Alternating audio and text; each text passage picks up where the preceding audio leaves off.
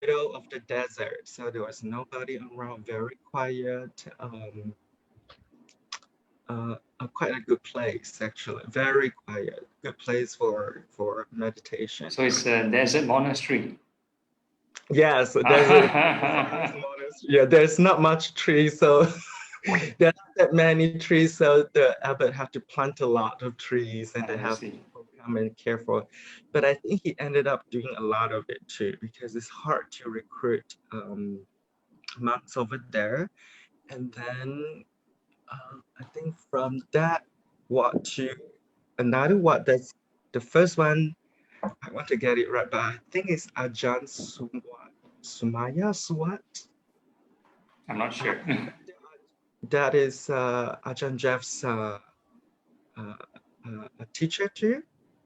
The first temple that was founded over here, when they did that, it was considered in the countryside. So they did it around all this farmland, but now it's become all residential.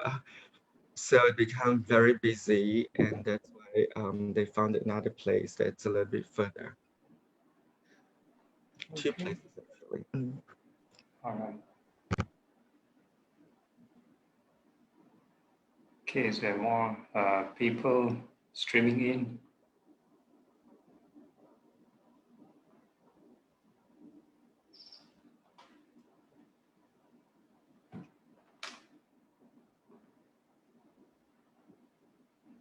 I wanted to ask something, but then I've forgotten my question. So,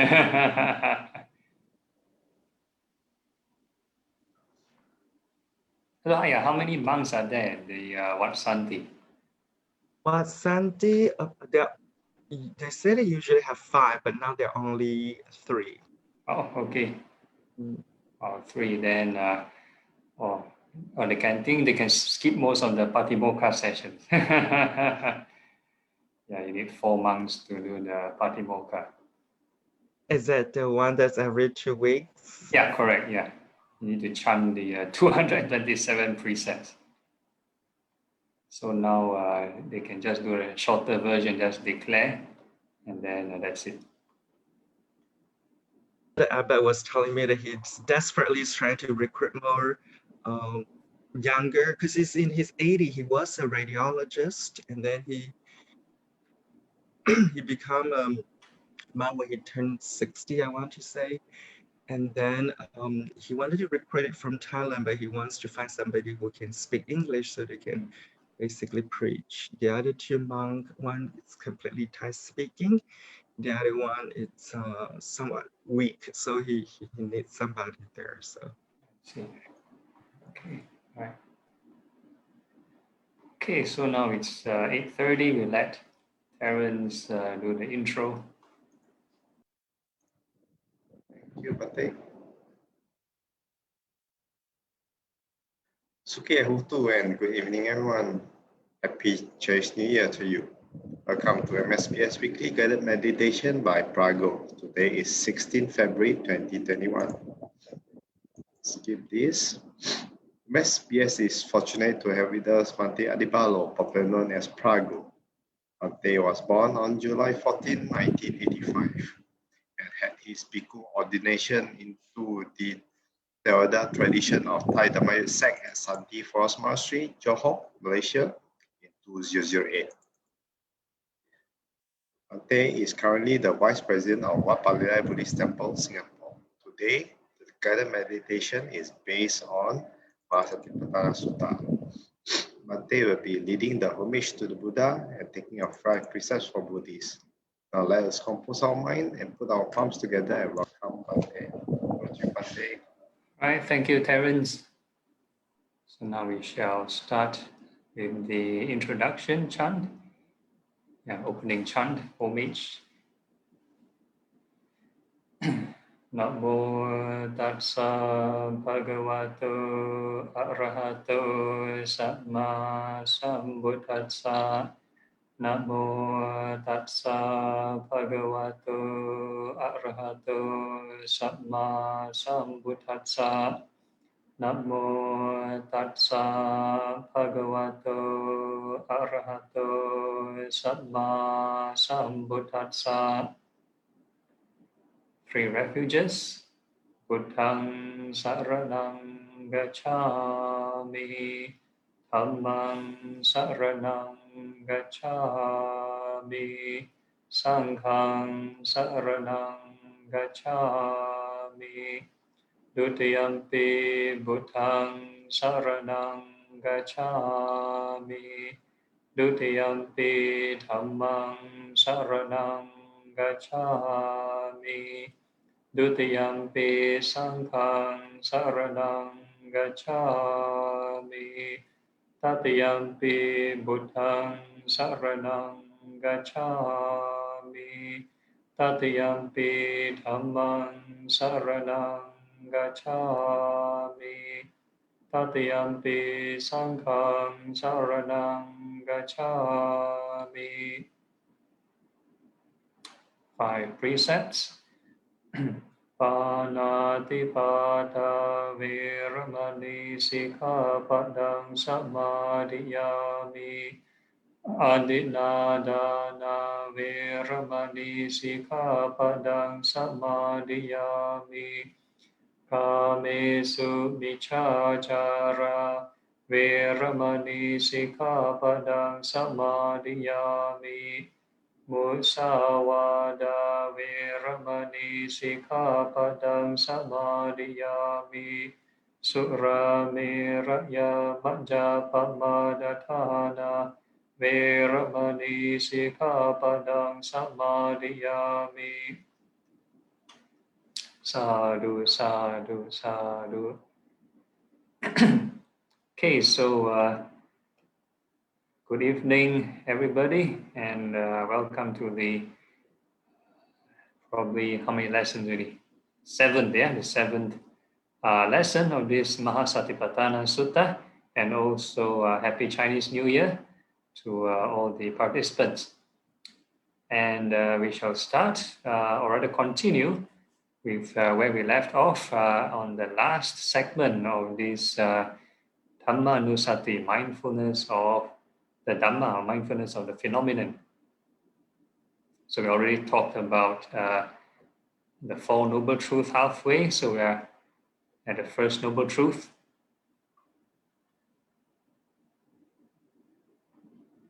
Yeah, so we already talked about stress or suffering, right? All the definitions of stress, different spectrums of stress, ranging from a small despair all the way to sickness and death. So there's a whole range, a whole spectrum of suffering. Right? So in meditation, we look out for the very minute kind of stress that also constitute this suffering. Okay, and we shall move on to the second Noble Truth. Okay, so all right, we shall start the second Noble Truth. So the 4 Noble Truth is arranged like an effect, cause, effect, cause. So the suffering is like the result. Why is there suffering? Right? Where does the suffering come from? Right? So it's mentioned is comes from the second Noble Truth, which is this craving. So I shall read this passage. And what is the Noble Truth of the origination of stress, right? How the stress originates. The craving that makes for further becoming, accompanied by passion and delight, relishing now, here, and now, there. I.e., craving for sensuality, craving for becoming, craving for non-becoming. So it is defined, craving is defined as 3 kinds of craving. The first kind of craving is craving for sensuality. That means anything pleasant, anything nice, you want some more. So it can be coined simply as greed. And the next one, craving for becoming, right? Craving for becoming is a kind of wanting to stay in a certain position forever, stay in a certain sensation forever. It can be a very mundane kind of sensation to maybe a spiritual or concentrative kind of experience. If a person is too comfortable, they want to stay in that state forever. So it's also a craving for becoming. right? So in my meditation routine, I always mention, keep on producing right thought, keep on generating thoughts of impermanence. Do not just sit there and think nothing. Because once you stay in the peaceful or comfortable sensation, the mind will naturally cling. It's a form of craving, right? You will naturally cling on that sensation and you will get comfortable. And the next one, craving for non-becoming. So craving for non-becoming is basically aversion, annihilation. They want to get rid of any sensation that is unpleasant. So there are three kinds of craving. So craving not necessarily means anything that's nice, right? Anything not nice also is a form of craving, right? Very interesting term. So it's a very holistic definition of craving. Anything pulling, greed, you pull towards you, right? That is one kind of craving. Anything neutral, you already pull towards you, then you want it to stay forever. That is also a craving. Anything that's unpleasant, you want to reject, you want to push away, also a kind of craving, right? So these are the three kinds of craving. So in our meditation, we do the opposite of the three, non-greed, non-hatred, and non-delusion. So non-greed, we do this Asubha meditation, impurities of the body, or in all the meditation objects, we also think of impermanence, right? And to overcome non-delusion, right? Impermanence also solves the problem, and overcome this hatred, we use loving kindness, right? So these are the three kinds of thoughts. So this is like my mantra for my meditation routine, always use these three kinds of thoughts, right? Logically, because if this is the cause of suffering, right, to remove the cause, you need to just do the opposite, right? Then you solve the suffering problem. Okay, so anyway, we shall talk in detail in the last Noble Truth later, but we shall carry on further. That's how the second Noble Truth is defined. So the Buddha even talks about the causes, the origination before the origin of this craving. So he goes to detail. And what and where does this craving, when arising, arise? So you want to find out, where does this craving arise? What is the condition for craving to arise, right? And where, when dwelling, does it dwell? That means where does it stay, right? Arising, how does it appear? How does it stay? And whatever seems endearing and agreeable in terms of the world, that is where this craving, when arising, arises. That is where, when dwelling, it dwells. So the craving arises, it stays. And interestingly, it never talks about passing away, right? So it talks about how it arises and how it stays. Okay, next.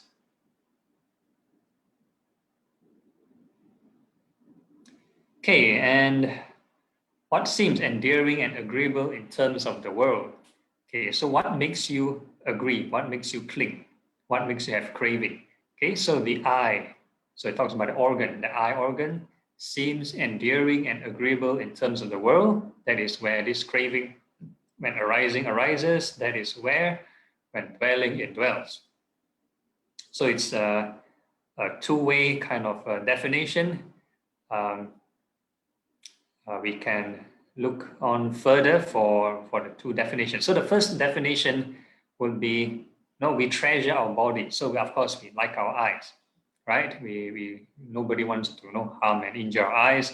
So this is the first kind of what is endearing and agreeable. The other context would be if you look at how the six sense bases operate. So that is how we treasure this eye. Okay, so next we talk about the other sense organs, the ear. So the ear, the same thing, is endearing and agreeable. You like what you hear. And the nose, right, your nose organ, the taste, the body, that means your nervous system, and the intellect, your thinking, and your mind or your brain. So these are the things that is basically your hardware, your equipment that you treasure. So this is the first sextet, right? The first six of the sense bases. And then there is the outer outer stimuli. So these are the six things again. First is the forms. Forms is basically visual forms, which you can see with your eyes. So this is the first of the external six sense media. And the next one is the sounds, right? The external sound, the decibel being produced from your microphone or from your speakers, right? So this is the second one. And the smells, right? The aromas from the air you breathe in. So this is the next one. And the taste, the things you put in your mouth, right? Your taste buds, which can taste these different tastes, sweet, sour, salty, and whatever not. And the next one, tactile sensations, right? The sense contact of your skin, right? Tactile sensations. And the last one, ideas, right? Thoughts that are being produced. Okay, so these are the second of the six sextet. And the last one, eye consciousness. That means basically now we're talking about the mind. Earlier on, we talked about equipment, right? Eyes equipment, and then you have the object you see on the screen. So that is the external object. And then what makes you perceive? What makes you perceive that visual object? You need the third element, which is the eye consciousness, the awareness. So when you have your eye, you have the object on the screen, and then you're conscious. That means you're alive, you're awake, and then you can perceive. So your attention can be present. So it's called eye consciousness. And same thing with your hearing, right? You have the ears, then you have the sound, the decibel produced from the your speakers, and then there's ear consciousness arise. And same thing, you have the smell, you have the nose, you have the aromas, and then nose consciousness arise. And then you have the tongue, then you have the taste of the food, and then tongue consciousness arise. And body, the same thing. You have your nervous system, your body, your skin, and then the object you touch. Maybe if you're sitting on a chair, so that is one kind of tactile sensations. And then body consciousness arise. That is if you pay attention to your seat. And the last one is intellect consciousness. You have your intellect, that means your brain or your mind, or you have the ideas and thoughts. So there are many things going on in your brain, all the synapses and all the electric currents going on in your mind, lots of thoughts being produced. But which thought do you pay attention to? So if you pay attention to that idea, then intellect consciousness arises. That means the mind consciousness will arise. So these are the six sense media and how it operates. So there are three sets of the sextet. First is the external, the hardware, and then the external object. That means outside of your body, the things that you perceive.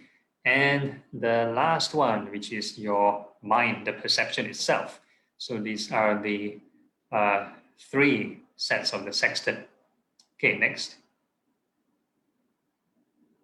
Okay, so when these three things meet, right? So when you have the eye, you have the object and eye consciousness. The meeting of the three is called eye contact.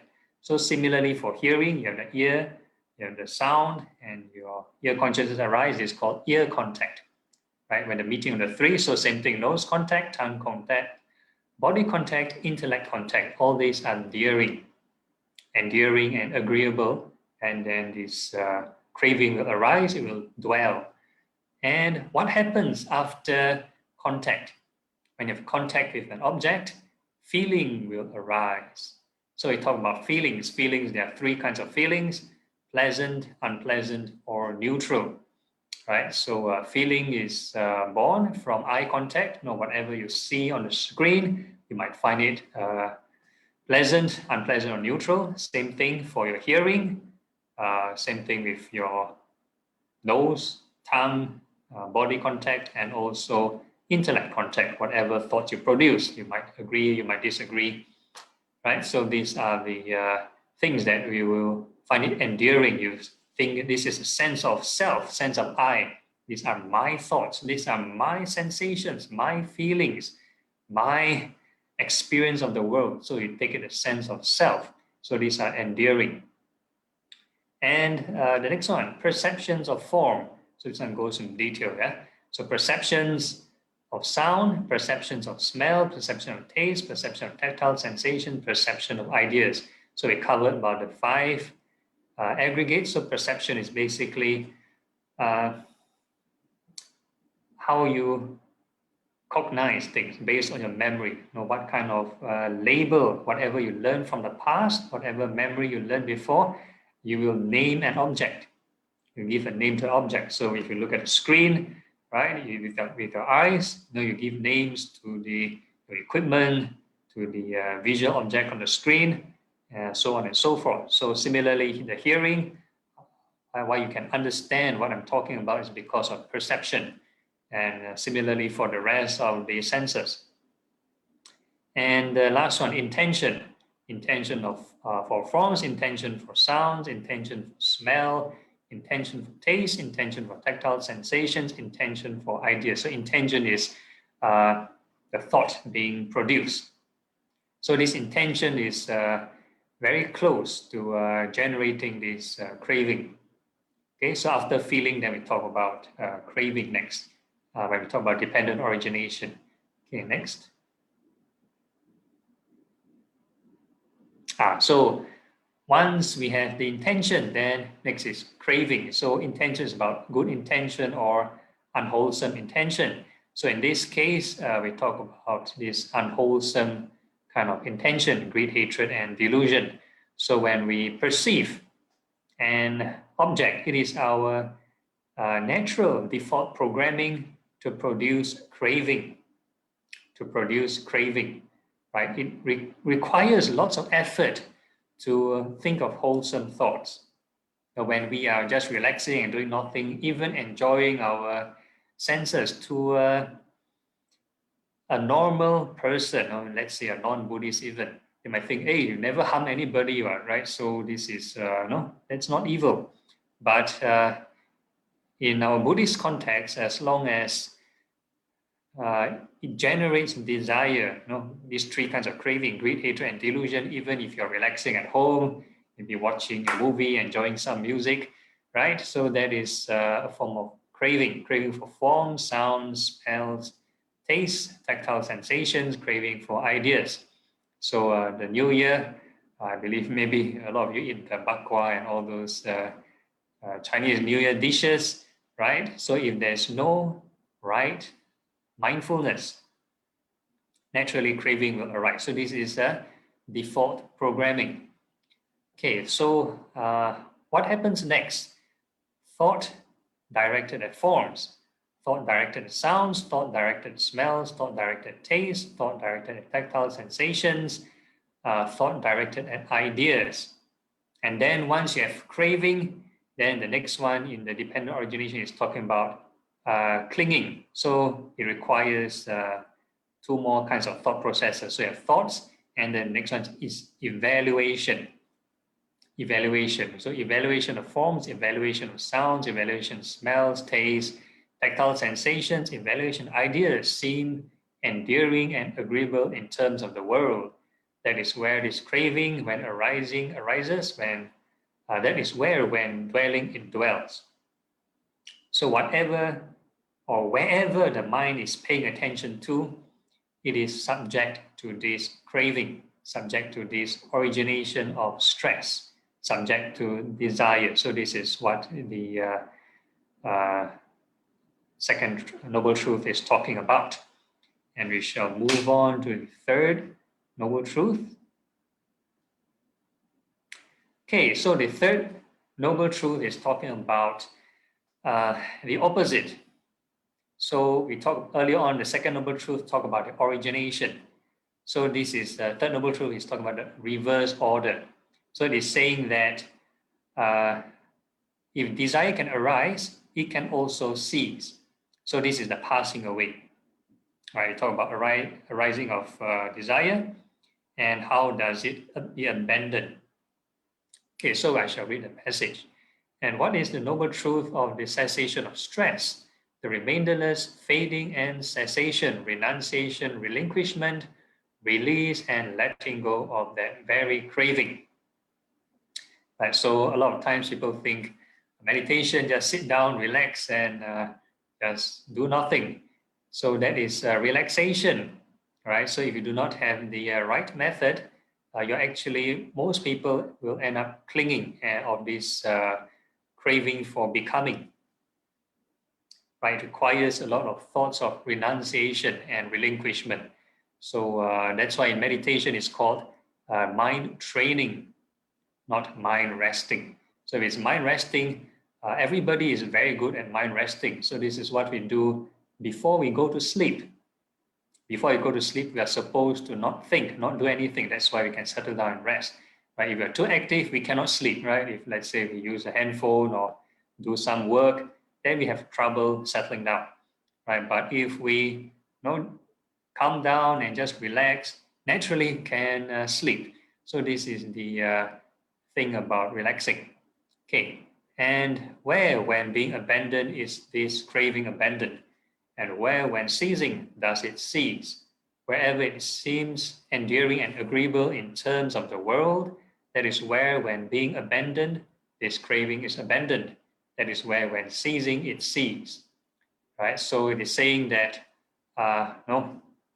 what is subjected to being dear, right, endearing and agreeable, that means our eyes, our this eye object, all the eye consciousness, the whole processes that we mentioned earlier, it can be abandoned. Okay, so we shall move into detail. The next slide. Okay, so I shall read from the passage. And what seems endearing and agreeable in terms of the world? The eye seems endearing and agreeable in terms of the world. That is where, when being abandoned, this craving is abandoned. That is where, when ceasing, it ceases. So it first talks about the same thing, the physical equipment, right? Your eye organ, and talk about the ear organ. So it can result in ceasing of the craving. Nose, tongue, body, your nervous system, and the intellect, the mind, or some people might call the brain. And the next one is the external stimuli. So that is the forms, right? The visual forms you can see. The sound you hear also can be subject to renunciation, abandonment. Smells, taste, tactile sensations, ideas. Okay, so basically, this isn't just theory. You have to apply it. So when I talk about the eye organ, right, all the eye, ear, nose, tongue, body, and mind organs, this is where you apply meditation. So you have to think about, okay, these things, right, are subject to craving. We need to practice this abandonment of this craving. So it can be practiced here and now, even while listening to me. Whatever sound you hear, whatever things you see on the screen, right, all these things are impermanent. You have to abandon and renounce. Okay, and the next one, talk about the mental function, right? Talk about cognition of the stimuli. So the eye consciousness, right? The mind, the eye that perceive the object, right? Eye consciousness will arise. The attention, ear consciousness, nose, tongue consciousness, body, and intellect consciousness. So this is the mind that perceive these objects. And from these three, right, then eye contact arise, ear contact arise, nose contact arise, tongue contact, body contact, and intellect contact arise. And all these are also subject to craving, and we can practice abandonment. Okay, next. Okay, next is feeling. So when there's a contact, naturally feeling is born, right? Feeling born with eye contact. So you have pleasant, unpleasant, and neutral feelings. So all these feelings, again, are subject to desire or craving, and we can abandon that craving. So it can be done, right? So eye, ear, nose, tongue, body contact, and intellect contact, right? Feelings born of this sixth sense contact. And after we have feeling, then the next thing is perception. So perception, although it's not part of the dependent origination model, it's mentioned here.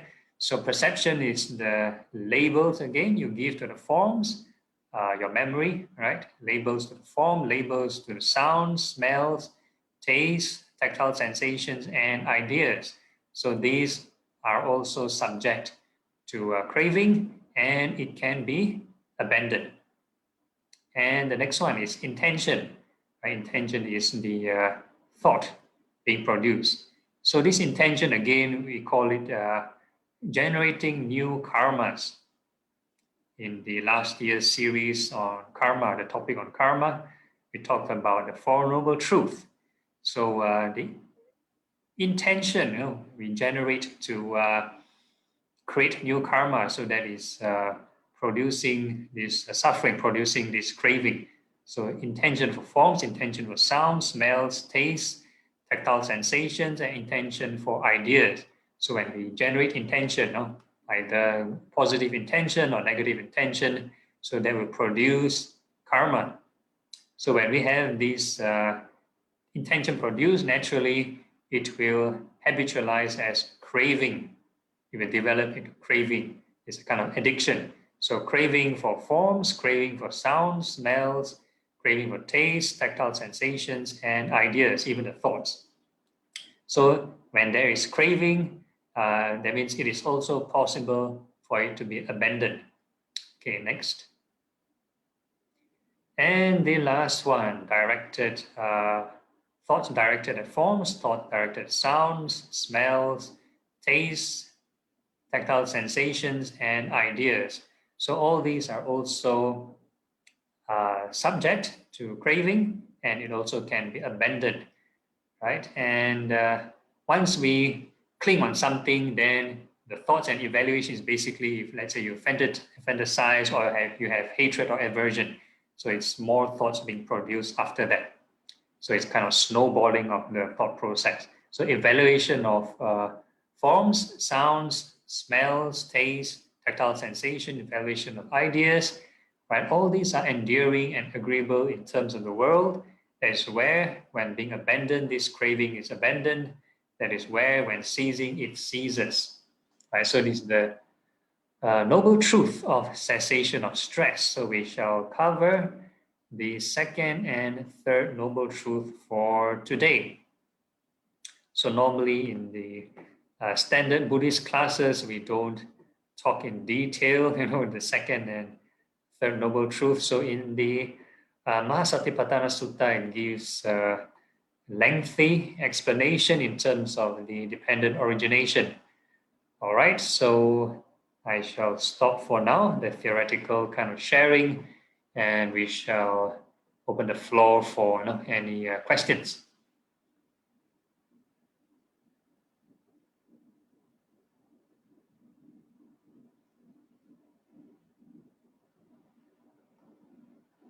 No questions, or Chinese New Year mood, or all to experience suffering from Chinese New Year, yeah? Any questions or comments on the Facebook? No, currently no, Bhante. Okay, all enjoying the Chinese New Year. Okay, so we shall take a break then if there's nothing, or we can come back later for questions. So you have a short 5-minute break if you want to do your stretching or go for a toilet break. And now it's 9:02 on my clock, so we come back at 9:07. So we shall see you later for the guided meditation.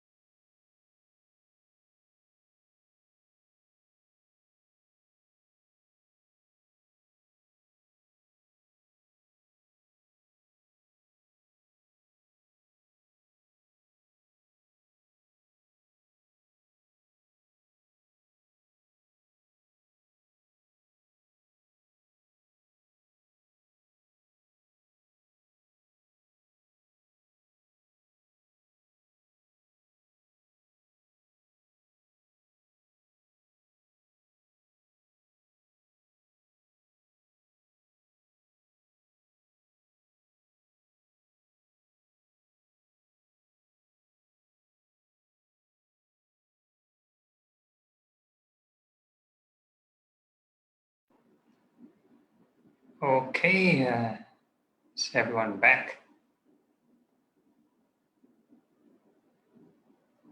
All right. Okay, so we shall start. Before we start, any questions? Everyone okay? Yeah, so it's basically more like revising what we have already been doing all this while in our routine meditation, thoughts of non-greed, non-hatred, non-delusion. So we applied in all kinds of meditation object by right. If it's so-called Buddhistic kind of meditation, should apply this formula, abandoning of this craving, which is greed, hatred, and delusion. Right. So without further ado, we shall just start. Move right into the meditation. Find a comfortable sitting posture.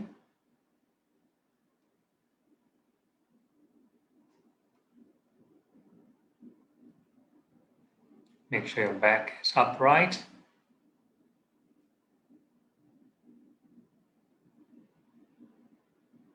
And the body relaxed.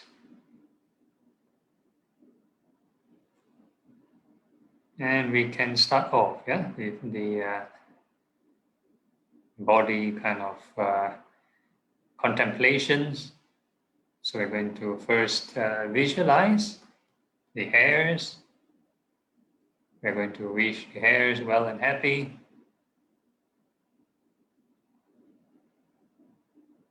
So this is thoughts on this non-hatred. Right? Normally an untrained person, our default programming, when we have any kind of sense contact, imagine through our mind door, mind intellect, we visualize our body, right? We can fall to the extremes of either greed or hatred, right? Or the three kinds of craving. We have greed, either you find your hair very nice, very pleasant, and you have developed greed, or you have hatred towards your hair, or you don't like the fashion of your hair is so messy, so this is aversion. Or delusion, everything is comfortable and you just want to stay the way it is. Right, so these are the three kinds of craving you hold on to.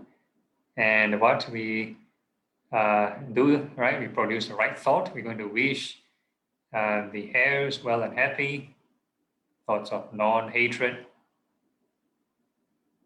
So all the hairs are from head to toe, hairs on the head and hairs of the body. We wish all the hairs well and happy.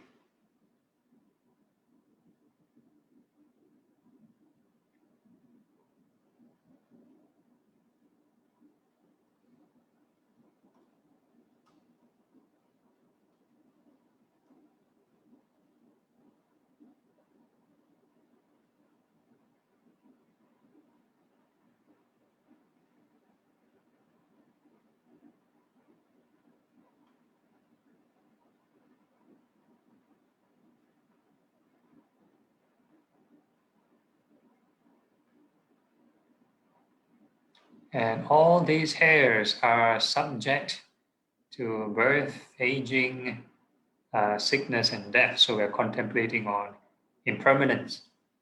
So this is to abandon this, the other cravings of greed, and also this becoming. So the hairs will get oily, dirty, and sweaty.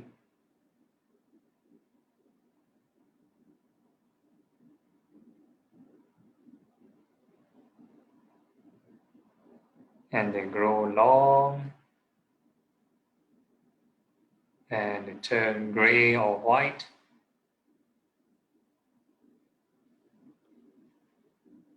Sometimes they have cracks or splits.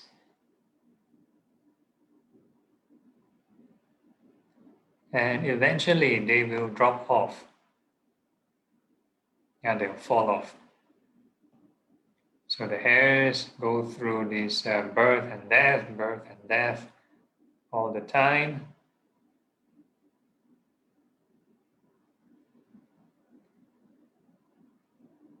So not just one cycle, you can go through multiple rounds. Yeah? Hair growing, hair falling, hair growing, hair falling.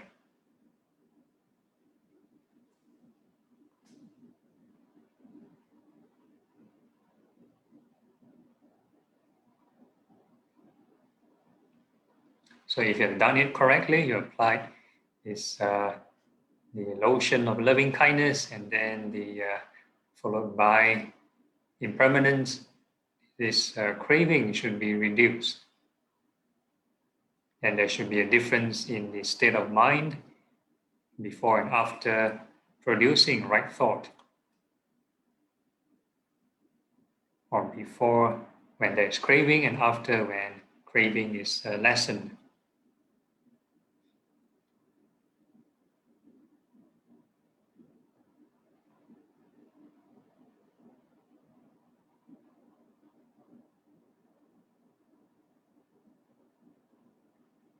And then we can reflect by asking ourselves, are these hairs truly self?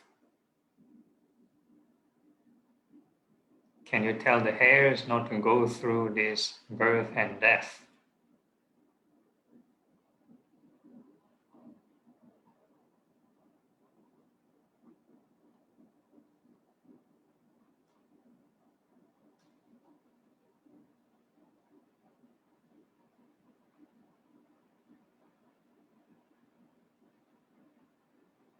Okay, and the next part of the body we're going to visualize are the nails, right? All the fingernails and the toenails. So again, it's mind contact. You're imagining your nails. So it is without right thought. It's also subject to clinging and craving. So it becomes endearing. Oh, my nails. Yeah? My nails belongs to me. Sense of I, sense of craving will be there. So we need to produce the right thought consistently. So we're first going to wish the nails well and happy. All the fingernails, may they be well and happy.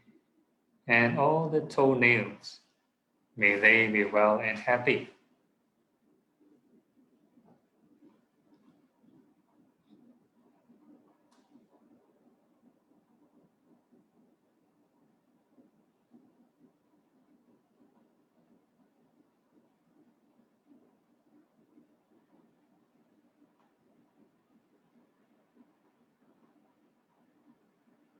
And all the nails are subject to birth and death, right? So they grow long, they get dirty, they collect dirt,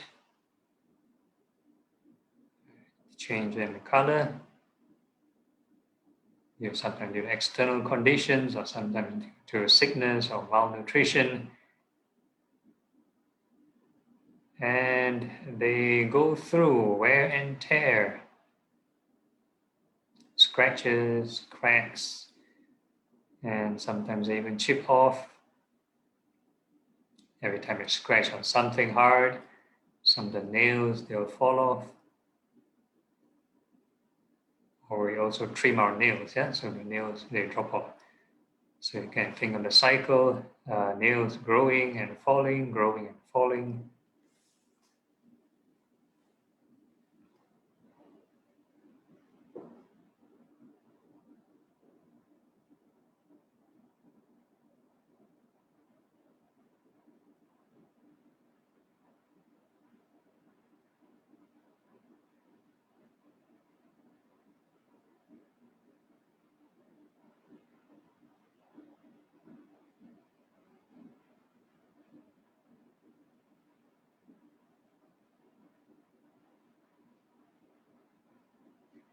And we can ask ourselves, self-reflection or non-self-reflection, depending on how you look at it. Are these nails truly self?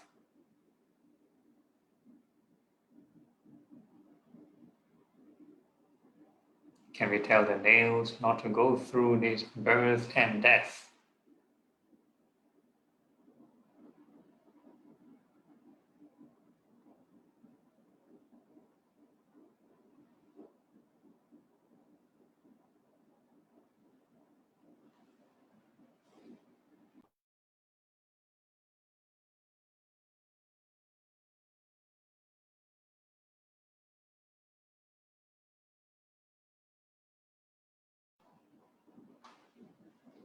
And the next part of the body, we are going to visualize the teeth, right? All the teeth inside the mouth, may they be well and happy. All the upper rows of teeth, may they be well and happy. And all the lower rows of teeth, may they be well and happy.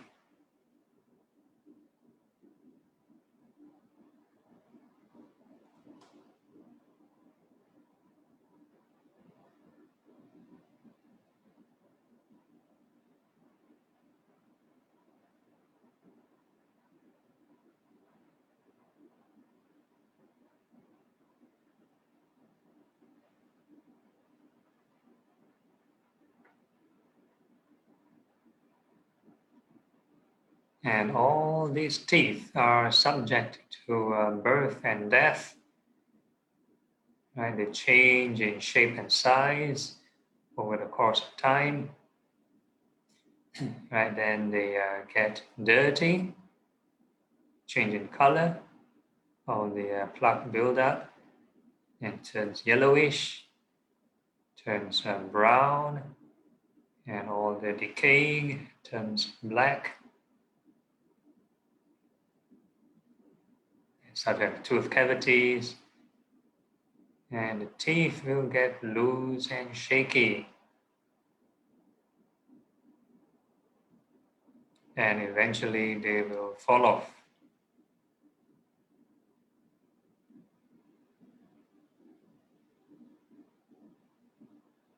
Over time, you chew anything hard, right? Some of the teeth get grinded off. Sometimes teeth get even chip off, yeah?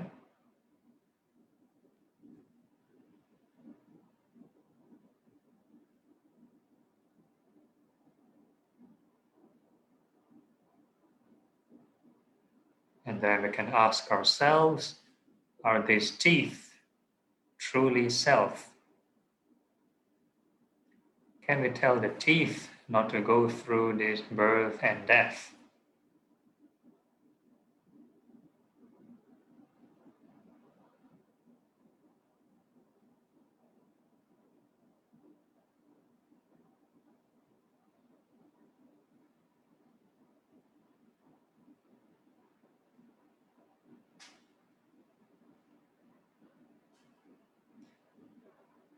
And the next part of the body, we are going to visualize the skin.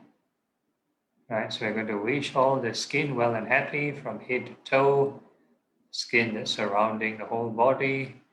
May they be well and happy.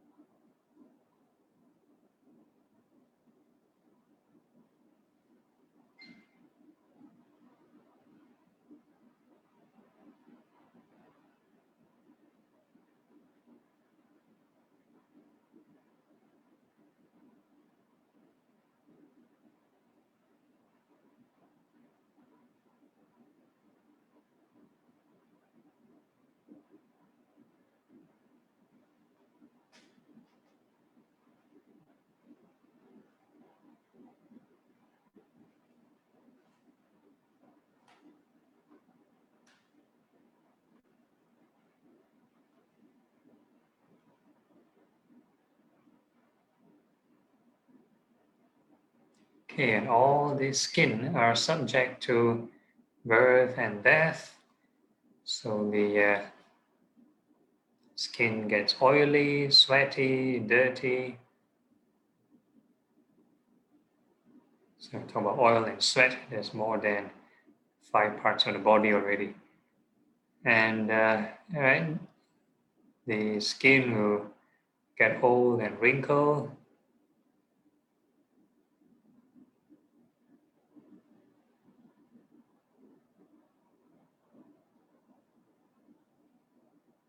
Sometimes the skin problems, right, crack when it's dry, turns red when there's skin irritation, maybe there's rashes, boils, pimples, and so on.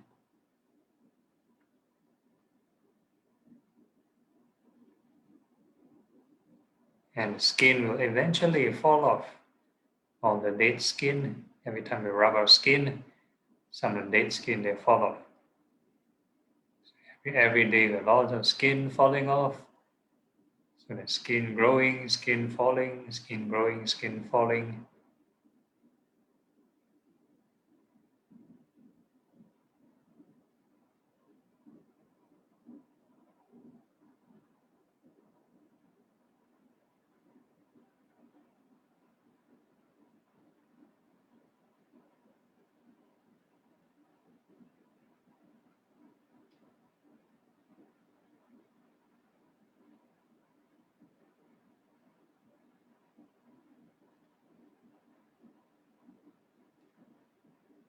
Okay, if you're feeling a bit drowsy, you might increase the rate of impermanence, speed up the aging process. Don't stay onto the image for too long. You might start to create more unnecessary dramas and stories.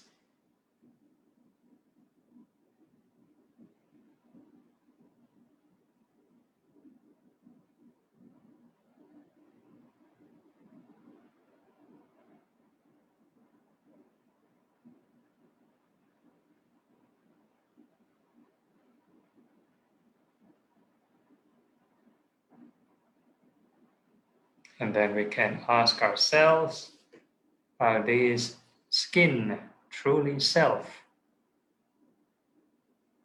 Can we tell the skin not to go through this birth and death?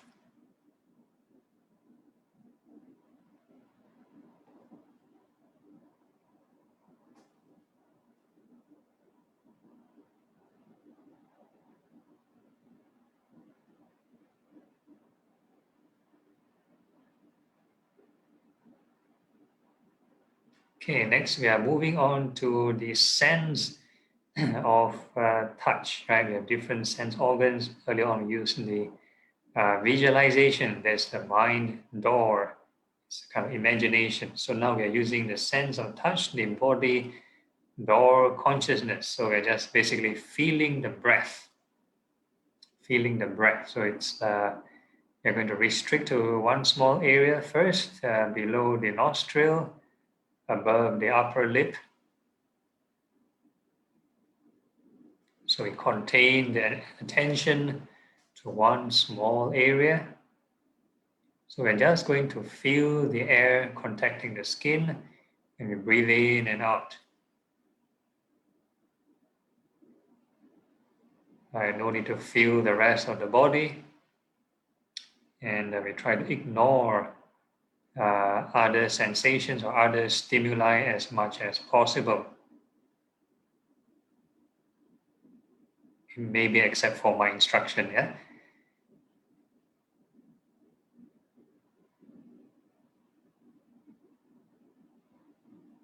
Okay, so when we breathe in and out, let it be a natural reflex action. No need to control the breathing.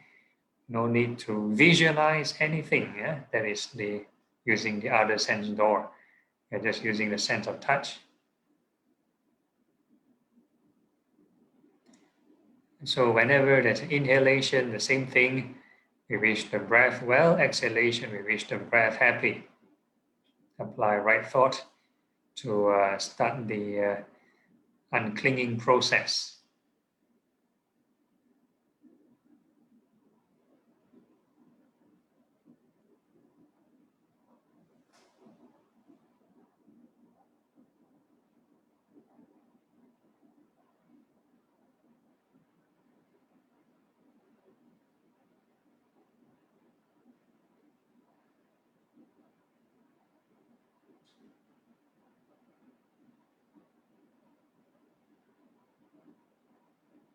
So keep on generating the right thought for every in and out breath. Every kind of change you feel, you need to produce the right thought. If not, the mind just cling on there, stuck on there, and that is a form of craving.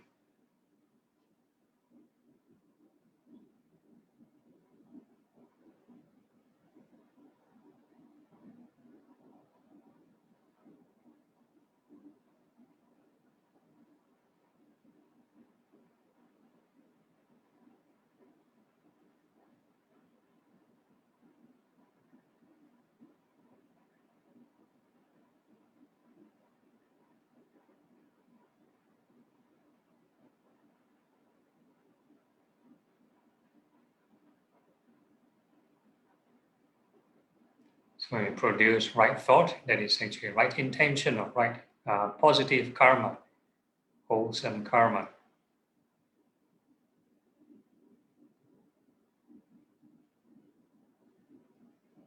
So it's either you produce wholesome karma or unwholesome karma. Yeah. So in this formal setting, we are trying to reprogram ourselves to habitualize, creating wholesome karmas. So inhale well, exhale happy, and be at peace with the breath.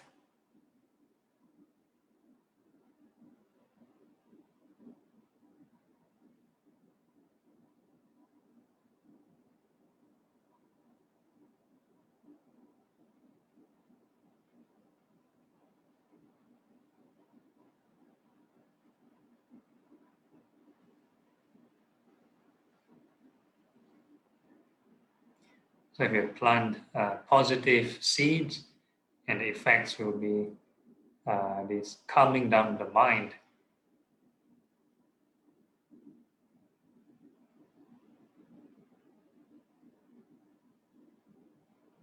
So partial abandonment through loving kindness.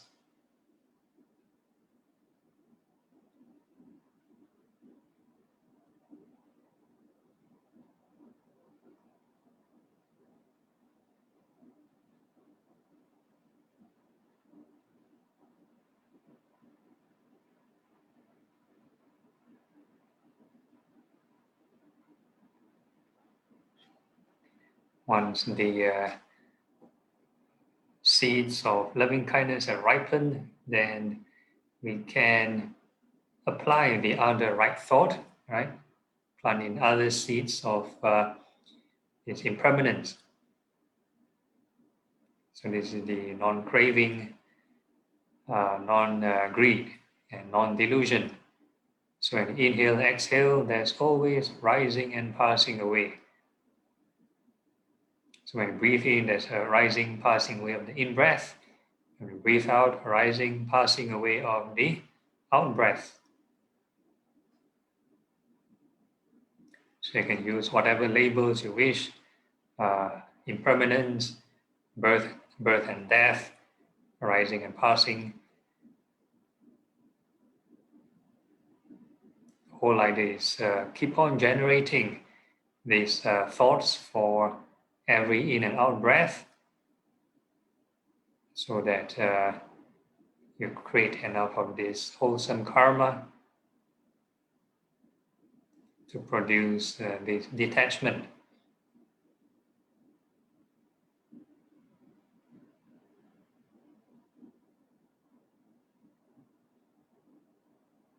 So there's an inverse correlation. The more right thoughts you produce, so currently we're producing thoughts of impermanence, and the more right thoughts we produce, the more the mind will settle. So there's more abandoning of the craving.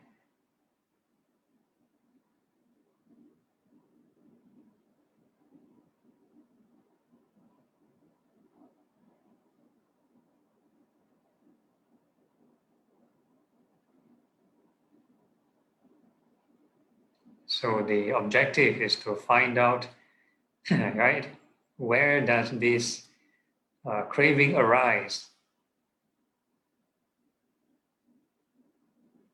You are sensitive to the mind settling down, so where does it settle down to? So that's the origin point.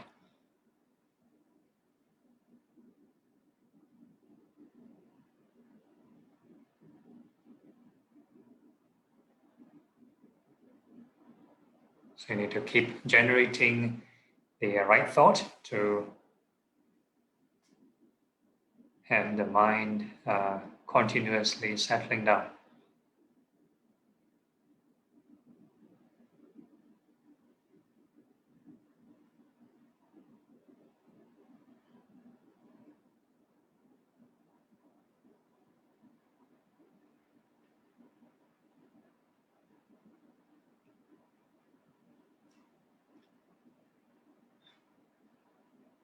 So the end point of the so-called cessation would be the origin of desire.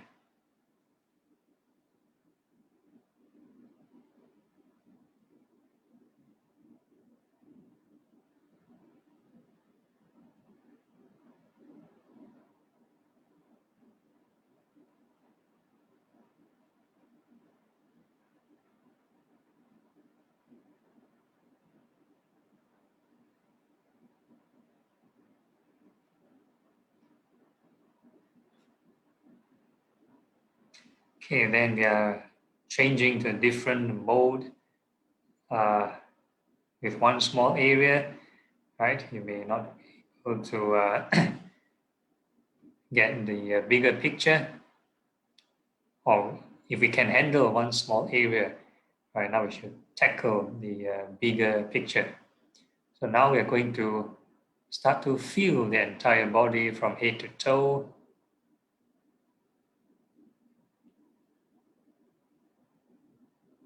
Whatever sensation that arises, right? We wish it well and happy, and also observe its arising and passing away.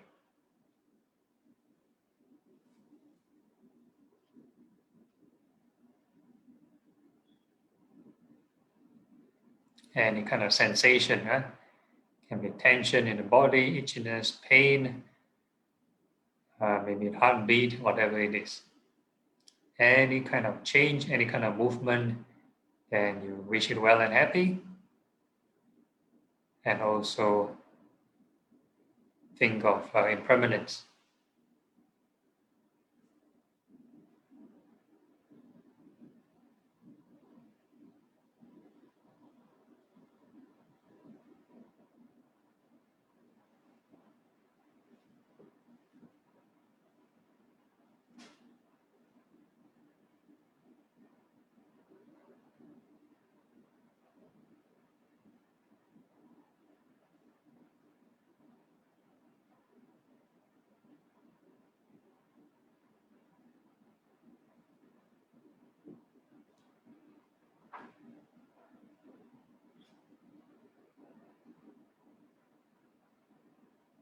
So now we think of the entire body at once. Yeah?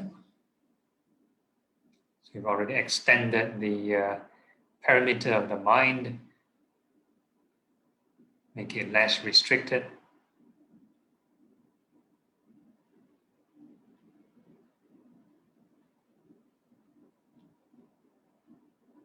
So when the mind is extended, the same principle applies. If we do not have right mindfulness, then again desire will arise, right? And we need to practice this detachment.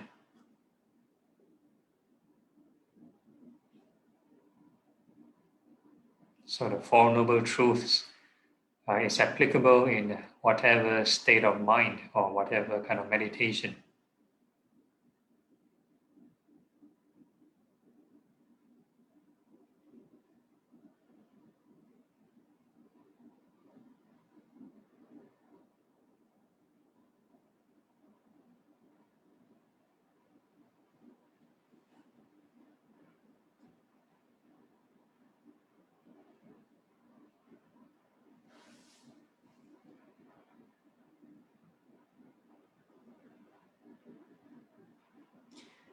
And next we are going to radiate loving kindness to the front. We wish all beings in front well and happy. So the same thing when we extend the attention to the front, either we do it with clinging or non-clinging, depending on what kind of thoughts you produce.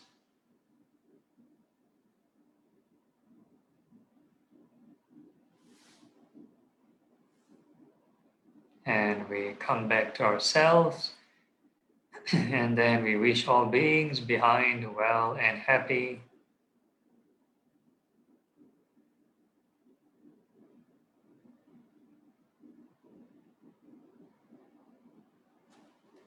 And we come back to ourselves, and we wish all beings on the left well and happy.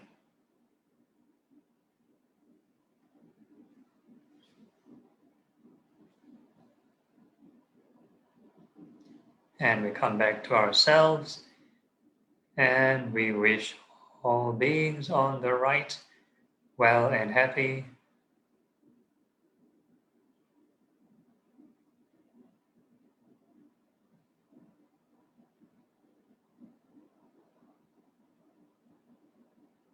And we come back to ourselves. Then we can wish all beings above well and happy.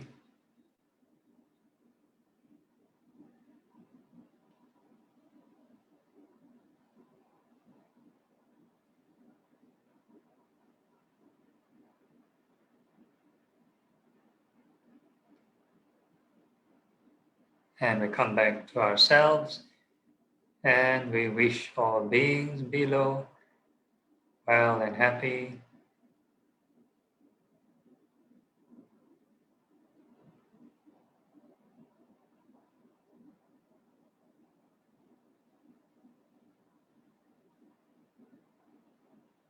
And we come back to ourselves. So again, same thing, we fill the whole body with loving kindness from head to toe, inside out.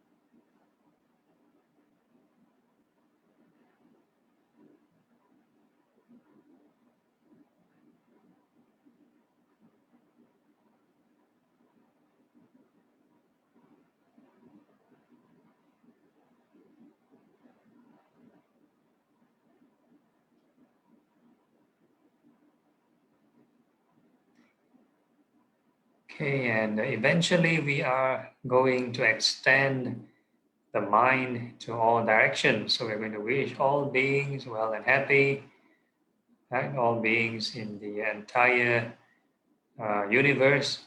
We wish all beings well and happy. So loving kindness to all beings. So depending on how you extend your mind, if you push it with desire, then there will be stress. Right? There will be tension and suffering. So how to extend the mind in a way that is there's no strain, right? So again, it's right thought.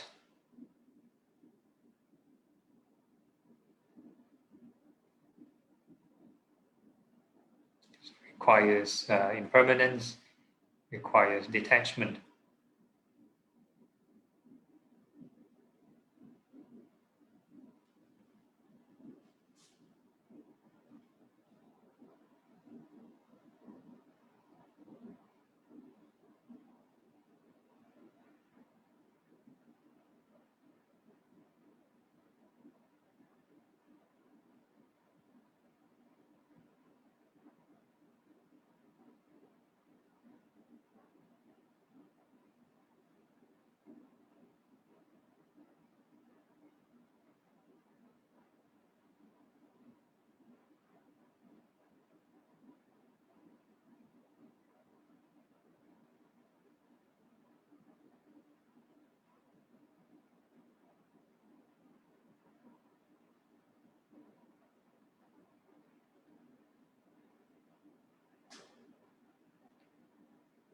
Okay, and all these beings, right, in all directions are subject to suffering, right? This birth and death, they're changing all the time, always going through this impermanence.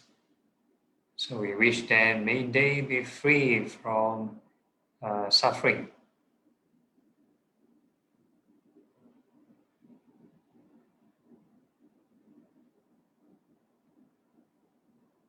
So now it's changing to the thoughts of compassion.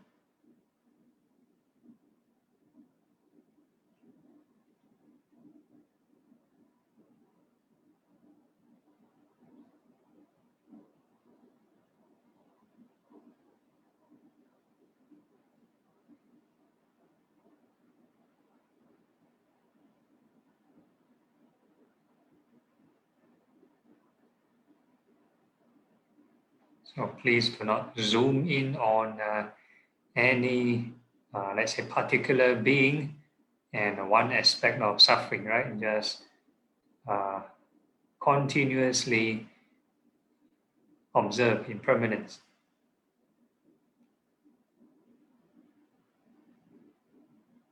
Is to prevent clinging and this creating of personal grief.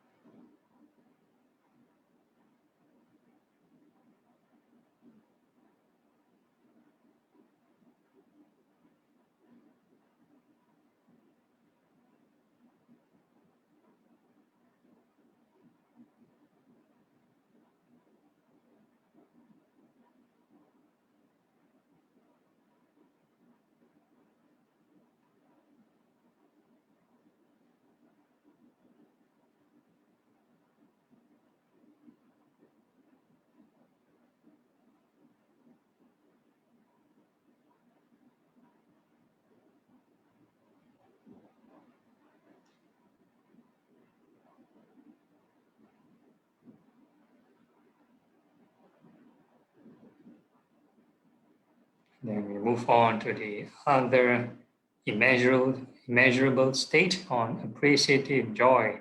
So when there's a loss, there is also gain. There are beings who achieve something. There are beings who also gain something. Right? So we rejoice in all their achievements, all beings, right? Whatever they achieved or accomplished, right? May they never be separated from them.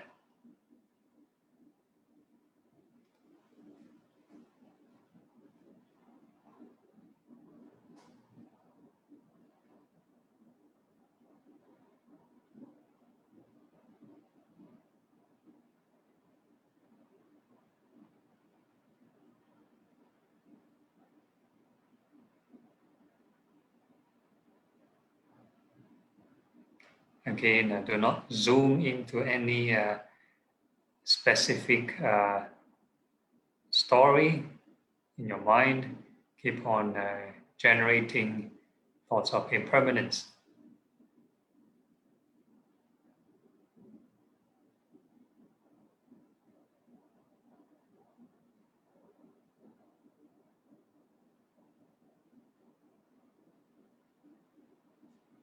Right? Whatever spiritual peace or happiness that you have accomplished, or all beings that accomplish, may they not be separated from them.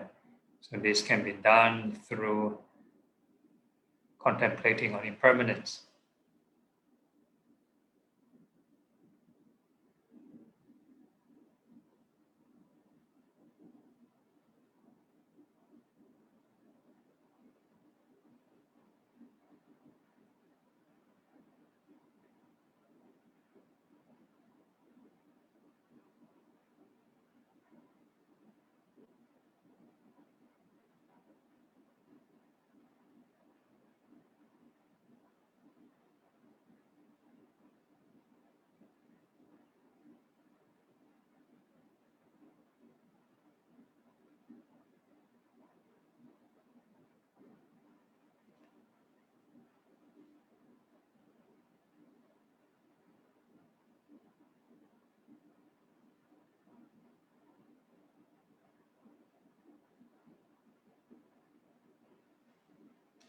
And eventually the last immeasurable will be equanimity, right? So all beings altogether go through up and down all the time, right? The gain and loss, right? So may all beings,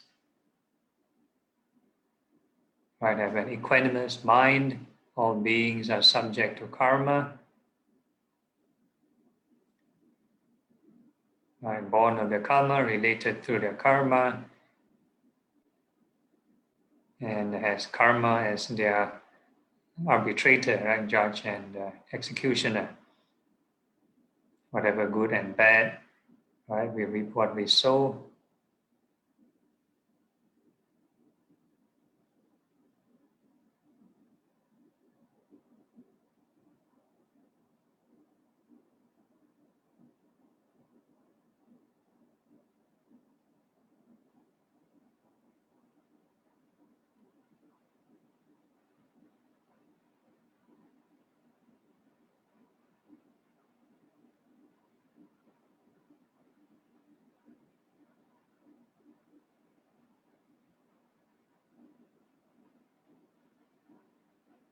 And so continue to be mindful of this arising and passing away all the time.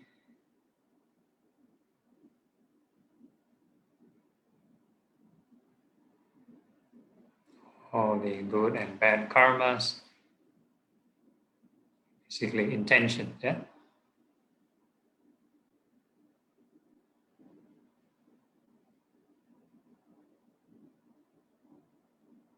All intentions are impermanent, all perceptions are impermanent. Whatever you perceive in the large expanded area, right, they are not the same at every second.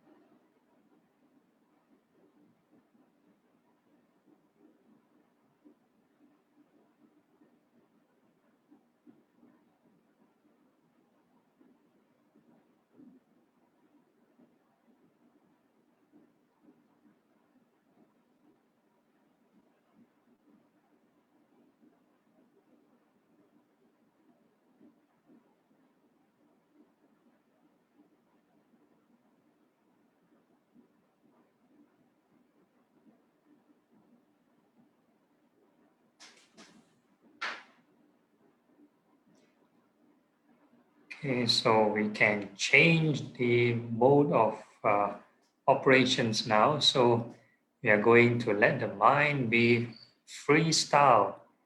That means we don't need to deliberately expand the mind or direct the mind or fixate the mind anywhere.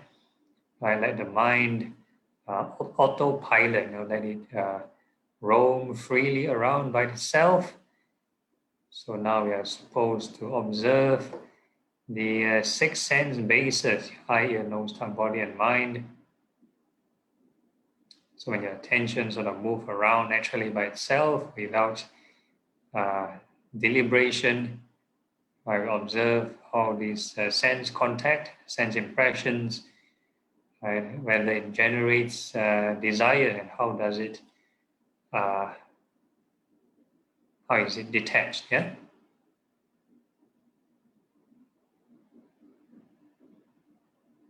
So in this freestyle mode, unrestricted mode,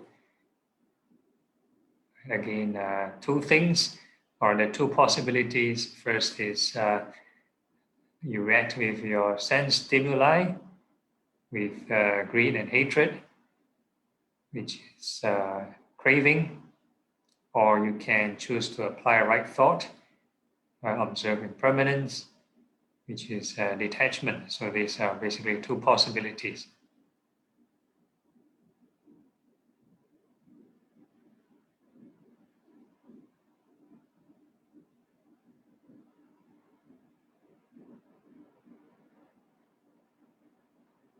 So in this unrestricted mode, we can observe how our attention move around through the 6 senses. So basically you have to keep observing or asking, where is your attention now? Every moment.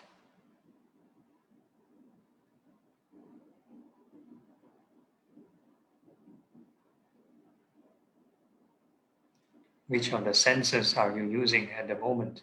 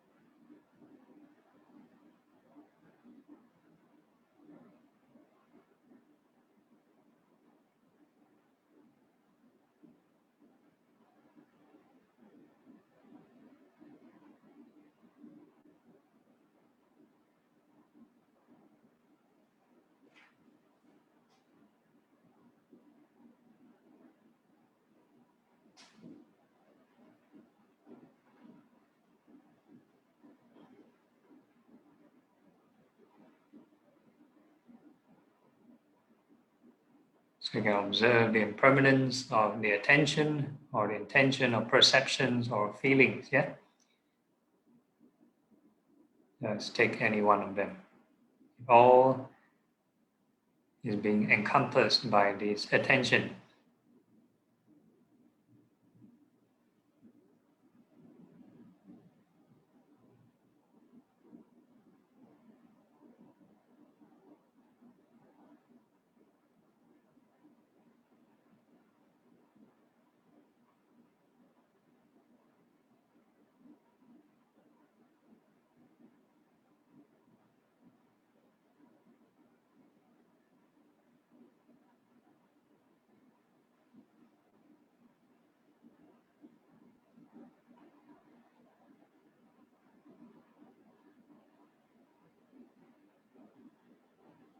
So while remaining in this mindful state, continue to generate right thoughts. So we can physically conclude the meditation,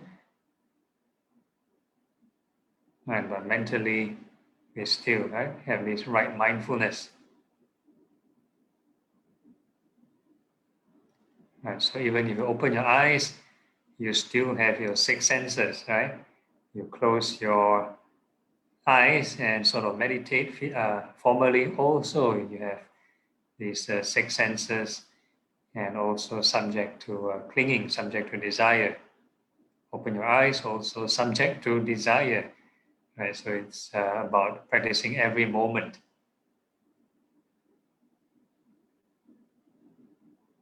Okay, so any questions or problems? We have like 4 minutes to 10 o'clock.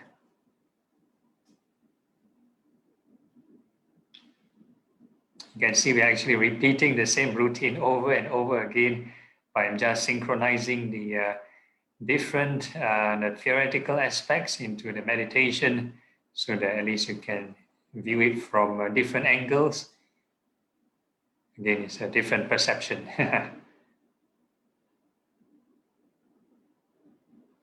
No, all okay? All Happy New Year both. How about the Facebook comments? Bante, there's no question from the Facebook. Okay. No question. All right. Okay. So everyone to have holiday now. Okay. So we can end the session by concluding the chant. Okay. So we do the Anumodana dedication of merits. Akasatha Bhumata Deva Naga Mahirika Punyang Tang Anumoditva Chirang Rakhantu Loka Sasanang Etavata Amhehi Sampadang Punya Sampadang Sabbe Deva Sabbe Bhuta Sabbe Sata Anumodantu Sabba Sampati Siddhya. Transference of merits to departed. Idam me nyatinang hotu sukhita hontu nyatayo. Idam me nyatinang hotu Sukhita hontu nyatayo. Idang me nyatinang hotu. Sukhita hontu nyatayo. Aspiration. Imena punya kamena. Mame bala samagamo. Satang samagamo hotu. Yawa nibbana patiya. Sadhu, sadhu, sadhu. All right. Good night. Any announcements from Terence? No announcements, Bante. No announcement. Okay, then Thank next you very week. much. Yeah, see you all next week again. Right. Thank you, Good Bante. night. Good night. Happy New Year. Eh, Bye-bye. Sadhu, All sadhu. right, sadhu.